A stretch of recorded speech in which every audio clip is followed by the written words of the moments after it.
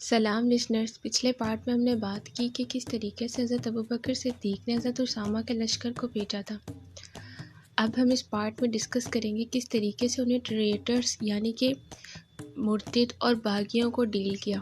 نجدات اور یمن کے رہنے والے بعض دوسرے بدوی ٹرائبز اس خیال سے مسلمان ہو گئے تھے کہ یہ ایک طاقتور جماعت ہے، لہٰذا یہ کہہ کر کہ ہم مسلمان ہیں، یہودی، عیسائی اور مشرکوں کے مقابلے میں برتری حاصل کر لی جائے اور مسلمانوں سے بھی فائدہ اٹھایا جائے۔ یہ لوگ سچے دل سے ایمان نہیں لائے تھے اور صرف زبانوں سے کلمہ پڑھ کر انہوں نے مصلحتاً اپنے آپ کو مسلمانوں میں شمار کرا لیا تھا۔ پروفٹ کی وفات کے بعد ان لوگوں نے سوچا کہ اسلام کے جو آرڈرز ہیں، احکام ہیں، وہ انہی کے ساتھ ختم ہو گئے ہیں، ہم اب ان کی پابندی نہیں کریں گے۔ ان لوگوں پر سب سے زیادہ مشکل چیز زکوٰۃ تھی۔ بہت سے قبائل نے اعلان کر دیا کہ ہم زکوٰۃ نہیں دیں گے۔ بعض نے یہ میسج بھی بھیج کر درخواست کی کہ ہم سے نماز پڑھوا لیجیے مگر زکوٰۃ نہ مانگی۔ ان ٹریٹرز کا فساد پورے ملک میں پھیل گیا۔ ایک اسٹارم آف ڈسٹرکشن تھا جس نے عرب میں ہلچل مچا دی اور اسے جھنجھوڑ کر رکھ دیا۔ خلیفہ نے شورا کا اجلاس بلا کر ان سے اوپینین لی۔ عرب کلچر میں شورا پارلیمنٹ کو کہتے ہیں اور ایک طرح سے وہ اسٹور کی پارلیمنٹ تھی۔ آپ نے ان سب سے ان کے اوپینین معلوم کی۔ سب نے یہی رائے دی کہ مصلحت وقت، ڈیمانڈ آف ٹائم تو یہی ہے کہ ان لوگوں کے ساتھ وقتی طور پر نرمی برتی جائے۔ حضرت عمر خاموش تھے۔ آپ نے ان سے ان کی رائے معلوم کی تو انہوں نے کہا، میں بھی یہی کہتا ہوں جو باقی سب کی رائے ہے۔ اس پر خلیفہ نے کہا، عمر تم سے تو مجھے اس بات کی امید نہیں تھی۔ پروفٹ کے بعد وحی کا سلسلہ ختم ہو گیا اور دین کامل ہو چکا ہے، کیا میرے جیتے جی اس میں کمی کی جا سکتی ہے؟ قسم اللہ کی اگر زکوٰۃ کے ایک جانور بھی کوئی قبیلہ روکے یا اس کی رسی کے ٹکڑے کو بچا لے گا جس سے وہ باندھا جاتا ہے تو میں ضرور اس سے جہاد کروں گا۔ ملک کے چاروں طرف سے زکوٰۃ کی معافی کے لیے درخواستیں لے کر جو قاصد آئے تھے وہ ناکام لوٹا دیے گئے اور خلیفہ اسامہ کی آرمی کی واپسی کا انتظار کرنے لگے۔ 11 ہجری میں اسامہ کی آرمی بڑی سکسیس کے بعد واپس آ گئی۔ خلیفہ نے حضرت اسامہ کو مدینے میں اپنی جگہ ہینڈ اوور کی، ان کی آرمی کو ان کے پاس چھوڑا اور خود اپنی لیڈرنگ میں ٹریٹر سے لڑنے کے لیے چلے گئے۔ اصحاب چاہتے تھے کہ آپ خود ان سے لڑنے کے لیے نہ جائیں، مگر خلیفہ راضی نہیں ہوئے اور خود اپنی آرمی کے ساتھ آ گئے۔ آپ نے پہلا سٹے مقام ابرک میں کیا۔ وہاں بنو ابس اور مرہ کے ٹرائبز اتحاد کر کے لڑنے آئے تھے مگر آپ کے پرجوش حملے اور دباؤ کے آگے نہ ٹھہر سکے، ڈیڈ باڈیز اور اپنا سامان چھوڑ کر بھاگ گئے۔ اس کے بعد آپ نے ساؤتھ اور ویسٹ کی طرف بڑھ کر بنی زبیان کے ٹرائب کو ڈیفیٹ کیا، وہاں سے مدینے واپس آ گئے۔ اسامہ کی آرمی کے لوگ اب تک فریش ہو گئے تھے۔ آپ نے ان میں سے ضرورت کے مطابق کچھ آرمی اپنے ساتھ لی اور کچھ خالد بن ولید اور اکرمہ کو دے کر انہیں دوسرے دن مقام ذوالقصہ میں جو مدینے سے نجد جانے والے راستے پر 12 میل کے ڈسٹنس پہ تھے پہنچ جانے کا میسج دیا۔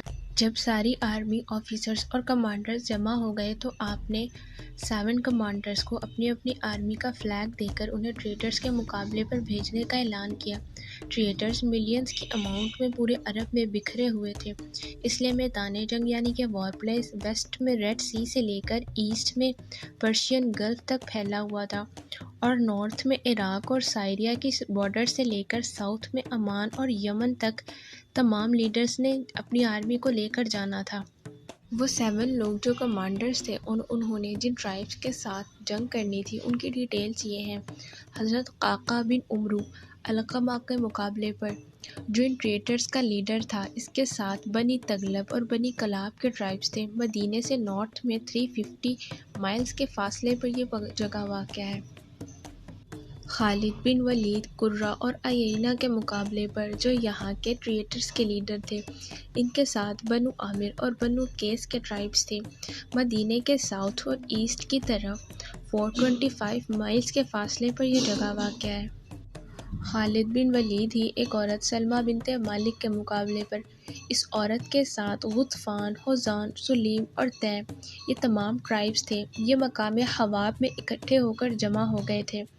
حضرت علا بن حضرمی یہ منذر بن نعمان اور حطم بن دجیعہ کے مقابلے پر بنو ربیعہ اور بنو بکر کے ٹرائبز ان سرداروں کے ساتھ حجر کے علاقے میں پرشین گلف کے پاس ایک ویلی میں جمع ہو گئے تھے۔ حضرت طریفہ بن حاجز یہ بن عبدین یالیل اور نجتبہ کے مقابلے پر انہوں نے اپنے ساتھ بنو عامر اور بنو حوزان کے ٹرائبز کو ملا کر مدینے کے ایسٹ میں اکٹھا کر رکھا تھا۔ مہاجر بن ابن امیہ اور اکرمہ یہ دونوں اشعث بن قیس کے مقابلے پر جس کے ساتھ کندہ اور ہمدان کے ٹرائبز 20,000 کی اماؤنٹ میں جمع ہو گئے تھے۔ حذیفہ بن محسن ضمیری یہ لقیط کے مقابلے پر امان میں تھے اور اکرمہ ہی سردار مدیح کے لیے مقام مہرہ کی طرف بھی جا رہے تھے۔ امان اور مہرہ کے بارڈرز اس ٹائم ملے ہوئے تھے۔ ٹریٹرز کے لیے آپ نے ایک میسیج بھی دیا جس کی ایک کاپی سب کمانڈرز نے اپنے ساتھ رکھی۔ وہ میسیج تھا کہ مجھ کو تم لوگوں میں سے ان سارے قبیلوں کا حال معلوم ہے جو مسلمان ہو چکے تھے مگر اب اسلام چھوڑ بیٹھے ہیں اور اپنی پرانی جاہلیت کی طرف لوٹ گئے ہیں۔ اس میں اسلام کے لیے تو کوئی برائی نہیں، خود چھوڑنے والوں کی تباہی ہے۔ حقیقت میں سے تمام لوگوں نے اپنی بے پرواہی اور بے وقوفی کی وجہ سے اللہ کو پہچانا ہی نہیں، شیطان کے فریب میں آ گئے اور نہیں جانتے کہ وہ ہمارا دشمن ہے۔ خیر اب میں تمہارے پاس فلاں شخص کو مسلمانوں کی فوج کا لیڈر بنا کر بھیج رہا ہوں، وہ تم کو پھر اللہ کی طرف سیدھے راستے پر بلائے گا، اور تو جو لوگ مان لیں گے اور نیک کام کریں گے وہ ہمارے بھائی ہیں، لیکن جو لوگ باز نہ آئیں گے ان کے اوپر وہ تلوار اٹھائے گا، کیونکہ ہمارے طریقے میں اپنی خوشی سے مسلمان ہو جانے کے بعد دوبارہ کفر کی طرف لوٹ جانے کی ہرگز اجازت نہیں ہے۔ ہمارا افسر اور فوج کسی سے سوائے اسلام کے اور کچھ قبول نہیں کرے گا۔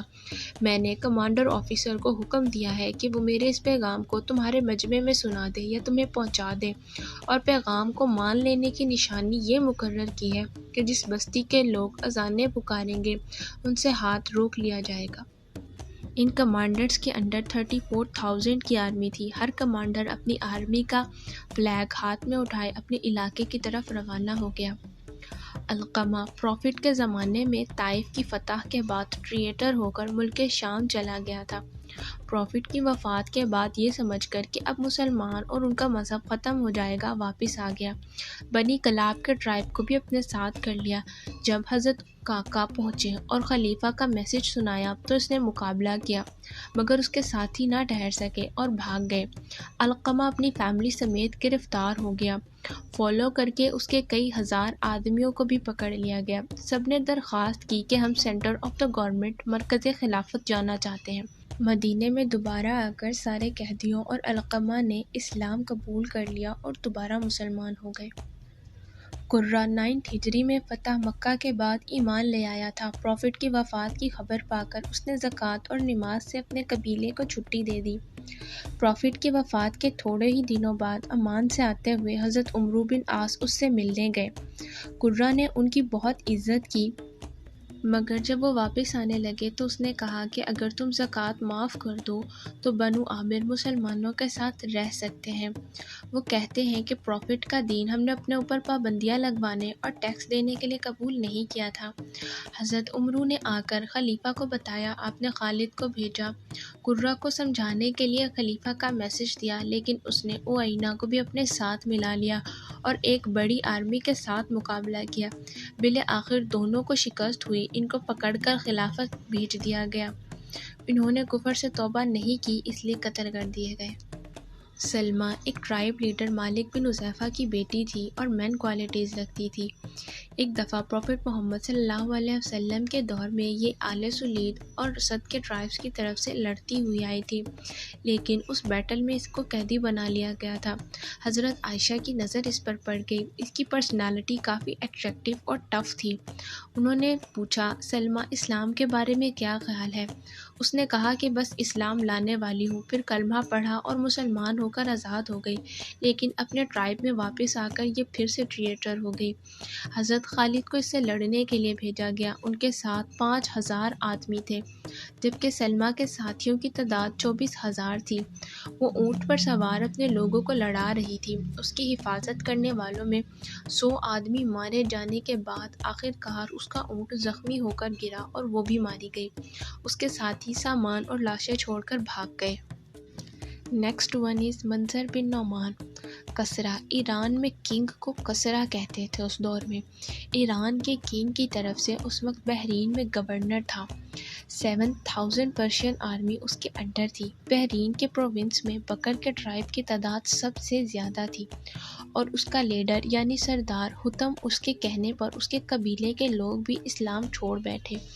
بحرین میں عبدالقیس کا ٹرائب ابھی بھی اسلام پر قائم تھا۔ منظر نے چند ہوشیار اور چالاک آدمیوں کو ان کے ہاں بھیج کر اس بات کا پروپیگنڈا کیا کہ محمد صلی اللہ علیہ وسلم اگر واقعی نبی ہوتے تو وفات نہیں پاتے۔ عبدالقیس کے لوگوں میں ایک بزرگ تھے جن کا نام تھا جارود بن معلیٰ۔ جب انہیں پتہ چلا کہ ان کا گورنر منظر میرے ٹرائب کو بہکا کر اسلام سے پھیرنا چاہتا ہے تو انہوں نے قبیلے والوں کو جمع کیا اور انہیں سمجھایا۔ قبیلے کے لوگ جارود کی باتوں سے بہت متاثر ہوئے۔ انہوں نے کہا کہ ہم سب اسلام پر قائم رہیں گے اور تم ہمارے لیڈر ہو، اس لیے تم نے ہمیں گمراہ ہونے سے بچا لیا۔ منظر کو معلوم ہوا کہ قبیلہ عبدالقیس اسلام پر مضبوطی سے قائم ہے تو اس نے اپنی فوج حتم کے قبیلے حجر اور ربیہ 2 ساتھیوں کو ملا کر بہت بڑا لشکر ساتھ لے کر جارود اور ان کے قبیلے پر حملہ کر دیا۔ وہ لوگ قلعہ بند ہو کر محصور ہو گئے اور خلیفہ کے پاس خبر کرنے کے لیے میسنجر بھیجے کہ خلیفہ ان کے لیے مدد بھیجے۔ خلیفہ نے 4,000 کی آرمی حضرت علا کے انڈر روانہ کی۔ راستے میں 2 اور ٹرائبس کے مسلمان ان کے ساتھ آ کر مل گئے۔ حضرت علا اپنی اس آرمی کے ساتھ بحرین پہنچے اور منظر کے مقابلے میں خیمے گاڑ دیے۔ رات کے اندھیرے میں جارود اور ان کے ساتھی بھی حضرت علا سے آ ملے۔ منظر نے اپنی فوجوں کو خندق یعنی زمین کھود کر اس کے اندر ایک غار بنا کر اس نے چھپا رکھا تھا۔ 1 مہینے تک بیٹل ہوتی رہی لیکن فیصلہ نہ ہو سکا۔ ایک رات کو وہ لوگ شراب پی کر کچھ سیلیبریٹ کر رہے تھے کہ حضرت علا نے اپنی آرمی کو پوری اسٹرینتھ سے حملہ کرنے کا آرڈر دیا۔ چنانچہ وہ لوگ خندق پار کر کر اچانک سے حملہ آور ہو گئے۔ ٹریٹرز کی فوجوں کا لیڈر حتم مارا گیا اور منظر کو گرفتار کر لیا گیا۔ بے شمار لوگ قتل ہو گئے، باقی لوگوں نے بھاگ کر مقام دارین میں پناہ لی۔ حضرت علا ان کو فالو کر کر وہاں بھی پہنچ گئے اور چاروں طرف سے حملہ کر دیا۔ بہت سے لوگ قتل ہو گئے، باقیوں کو قیدی بنا لیا گیا۔ اس کے بعد بحرین کا علاقہ ٹریٹرز سے بالکل صاف ہو گیا اور خلیفہ نے حضرت علا کو صوبہ بحرین کا گورنر بنا دیا۔ جس زمانے میں بدو اسلام چھوڑ رہے تھے، بن عبد یالیل خلیفہ کے پاس مدینے میں آیا اور اس نے درخواست کی کہ میرے ساتھ 2,000 آدمی ہیں، اگر آپ اسلحے کا انتظام کر دیں تو میں ٹریٹر سے جنگ کرنا چاہتا ہوں۔ آپ نے اس کے لیے اسلحے کا انتظام کر دیا۔ اس نے ایک ٹرائب شورید کے ایک لیڈر نجپتہ کو اپنے ساتھ ملا کر بنو سلیم کے ایک ٹرائب پر حملہ کر دیا۔ خلیفہ کو جب اس بات کی خبر ملی تو انہوں نے حضرت طریفہ کو بنی سلیم کی مدد کے لیے روانہ کیا۔ دونوں فریقوں نے ایک دوسرے کا مقابلہ کیا۔ مسلمانوں کے زبردست دباؤ کے آگے بن عبد یالیل کی فوجیں جم کر نہیں لڑ سکیں۔ پہلے بنو عامر کے ٹرائب کے لوگ بھاگے، پھر بنو حوزان کے لوگ بھاگ گئے اور نجبتہ مارا گیا اور بن عبد یالیل کو پکڑ لیا گیا۔ مدینے قید ہو کر آیا تو خلیفہ نے اس ٹریٹر کو قتل کر دیا۔ عرب کے ساؤتھ پارٹ میں ایک جگہ ہے جس کا نام ہے حضر الموت۔ وہاں پر کندہ کے لوگوں نے بھی زکوٰۃ دینے سے انکار کر دیا تھا۔ حضرت زیاد یہاں پر زکوٰۃ کی وصولی پر مقرر تھے۔ جب انہوں نے سختی کی تو کندہ والوں نے اور ہمدانیوں نے ایک لیڈر جس کا نام اشعث تھا اور جو بہت رچ اور بریو مشہور تھا، اس کو اپنا لیڈر بنایا اور حضرت زید کو وہاں سے نکالنے کی سازش کرنے لگے۔ زیاد نے حضر الموت کے جو لوگ آپ کے ساتھ تھے ان کے ساتھ مل کر ان کا مقابلہ کیا۔ خلیفہ کو جب خبر ملی تو انہوں نے مہاجر بن امیہ اور اکرمہ کو 5,000 کی آرمی دے کر زیاد کی مدد کے لیے بھیجا۔ اشعث کی فوجیں 19,000 تھی۔ حجر کے ایک میدان میں ان دونوں کا مقابلہ ہوا۔ آخر کار اشعث ہارتے ہوئے بھاگ کھڑا ہوا اور بخیر نامی ایک فورٹ میں جا کر پناہ لے لی، لیکن وہاں ان کا محاصرہ کر لیا گیا۔ ان کی خوراک کا راستہ مکمل طور پر بند کر دیا گیا۔ اشعث نے مجبور ہو کر درخواست کی کہ ہمارے 9 آدمیوں میں اور ان کے اہل عیال کی جان بخش دی جائے تو ہم اپنے آپ کو تمہارے حوالے کر دیں گے۔ مہاجر بن ابن امیہ نے اس کی یہ درخواست مان لی۔ اشعث نے ان لوگوں کی لسٹ دی جن کو رہا کرنا تھا، مگر اس نے اپنا نام نہیں لکھا تھا۔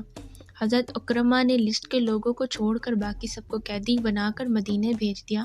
ان میں اشعث خود بھی شامل تھا۔ اس نے مسلمانوں کی موریلٹی سے متاثر ہو کر دوبارہ اسلام قبول کر لیا۔ خلیفہ نے اسلام کی ٹریڈیشنز کے مطابق سارے قیدیوں کو آزاد کر دیا اور وہ سب دوبارہ مسلمان ہو گئے تھے۔ عرب میں اسلام سے پہلے لقیط عمان کا حاکم یعنی کہ لیڈر تھا۔ اس کے بعد جعفر حاکم ہو گیا تھا جو بعد میں مسلمان ہو گیا۔ پروفٹ کی وفات کے بعد لقیط نے دوبارہ اس پروونس پر قبضہ کر لیا۔ جعفر کو اپنے علاقے سے نکال دیا۔ خلیفہ کو جب یہ خبر ہوئی تو آپ نے حضرت حذیفہ کو لقیط کو سزا دینے کے لیے روانہ کیا۔ اکرمہ کو بھی آپ نے مقام یمامہ میں حکم بھیجا کہ اپنی فوجوں کو لے کر عمان پہنچو، اور اگر وہ لوگ تمہاری بات نہ مانے تو حذیفہ کے ساتھ مل کر لقیط سے جنگ کرو۔ لقیط کو معلوم ہوا تو اس نے مقابلے کی تیاری کی۔ 30,000 کی آرمی ساتھ لے کر لڑنے کے لیے ریڈی ہو گیا، مگر مسلمان ان کے مقابلے میں کافی تھوڑے تھے۔ دشمنوں کے مقابلے میں کل 6,000 یعنی کہ ایک مسلمان کو 5 لوگوں سے لڑنا تھا، مگر عبادت سمجھ کر اللہ کے لیے جان دینے والوں کا جذبہ ہی کچھ اور ہوتا ہے۔ حذیفہ نے اکرمہ کے مشورے سے اپنی فوج کو اس طرح سیٹ کیا کہ فرنٹ آرمی پارٹ کے کمانڈر حضرت اکرمہ خود تھے، رائٹ سائڈ کی کمانڈنگ حضرت حذیفہ کر رہے تھے اور لیفٹ سائڈ کی کمانڈنگ ایک اور لیڈر حضرت ارجفہ کر رہے تھے۔ صبح کی نماز کے بعد انہوں نے دشمنوں پر پوری اسٹرینتھ کے ساتھ حملہ کر دیا۔ عمان کے لوگ جم کر مقابلہ کر رہے تھے۔ اس دوران اکرمہ نے پکارا، مجاہدوں، غازیوں، کیا بات ہے کہ دشمنوں کی صفیں ابھی تک قائم ہیں۔ یہ کہہ کر انہوں نے گھوڑے کو ایڑ لگائی اور مارتے کاٹتے دشمنوں کی صف میں گھس گئے۔ ان کے پیچھے اور لوگ بھی بڑھے اور لقیط کی فوجوں کو درہم برہم کر کے رکھ دیا۔ دشمن بھاگنا شروع ہو گئے تھے۔ 10,000 لوگ قتل ہوئے اور 4,000 قید کر لیے گئے۔ فتح کے بعد حضرت حذیفہ کو ان لوگوں کی تعلیم اور تربیت کے لیے عمان میں ہی رہنے کا حکم دیا گیا۔ عمان کی بیٹل کے بعد اکرمہ مہرہ آئے۔ وہاں کئی ٹرائبز کے لیڈر جمع ہو گئے تھے اور پولیٹکس اور گورنمنٹ کے لیے آپس میں لڑ رہے تھے۔ حضرت اکرمہ نے انہیں اسلام قبول کرنے کی دعوت دی۔ ان میں سے کئی لیڈرز نے اسلام قبول کر لیا، مگر ایک گریڈی لیڈر مسیح نہ مانا۔ وہ لڑائی میں مارا گیا اور اس کے ساتھی بھاگ کھڑے ہوئے۔ یہ وہ تمام لوگ اور ٹریٹرز تھے جو ملک کے حالات خراب کر رہے تھے۔ خلیفہ نے ان لوگوں کو جڑ سے ہی ختم کر دیا تھا۔ یہ آپ کی انٹیلیجنس کا بہت بڑا ثبوت تھا کہ بہت کم عرصے میں آپ نے ملک کو دوبارہ کنٹرول کر لیا تھا۔ اس پارٹ میں آپ نے دیکھا کہ کیسے خلیفہ نے ٹریٹر سے ڈیل کیا۔ نیکسٹ پارٹ میں وہ لوگ جو جھوٹے نبی بن بیٹھے ہیں ان کے بارے میں ڈیٹیلز ہوں گی۔ جب تک کے لیے اسٹے ٹیون ود می۔